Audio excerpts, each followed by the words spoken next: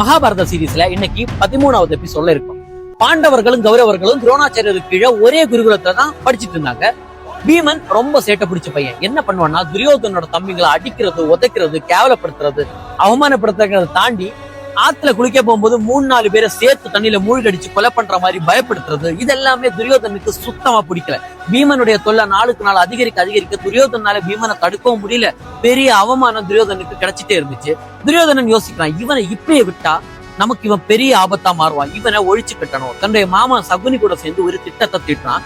அடுத்த நாள் பீமனை காலமே கங்கா நதி கரையில வர சொல்றான். நான் இன்னைக்கு ஒரு அரிசி விருந்து நடத்துறேன், நீ கண்டிப்பா வரணும். சாப்பாட்டு ராம பீமன் கண்டிப்பா முதல் ஆளாவே அங்க போனா, பீமன் அந்த சாப்பாட்டை பார்த்து ரொம்ப வியந்து சீக்கிரமா சாப்பிட ஆரம்பிக்கிறான். துரியோதனன் என்ன பண்ணான்னா, அந்த சாப்பாட்டுல ஆல்ரெடி விஷத்தை கலந்து வச்சிருந்தான். பீமன் நிறைய சாப்பிட்டதால சீக்கிரமா விஷம் இறங்கி மயக்க நிலைமைக்கு போயிடுறான். பீமன் அப்படியே கை கால்களை கட்டி கல்ல கட்டி கங்கா நதியில போட்டுடுறாங்க. நதியோட நீரோட்டம் ரொம்ப அதிகமா இருந்ததால பீமன் ரொம்ப ஆழத்துக்கு தள்ளப்படுறான். ஆழத்துல போய் நாகலோகத்துல போறான். நாகலோகத்துல காவலுக்கு நிப்பாங்கல்ல நாகர்கள், அதாவது சர்ப்பங்கள், அவங்க இவனை பார்த்து பயப்பட்டு இவனை கொத்த ஆரம்பிக்கிறாங்க. கொத்த இவன் சாப்பிட்ட சாப்பாடுல இருக்கிற விஷயம் இறங்கிடுது. இவன் முழிச்சிடுறான். முழிச்சதுமே பீமன் கையில கிடக்கிற நாகங்கள் எல்லாம் அடிக்க ஆரம்பிக்கிறான், பந்தாடுறான்னு சொல்லலாம்.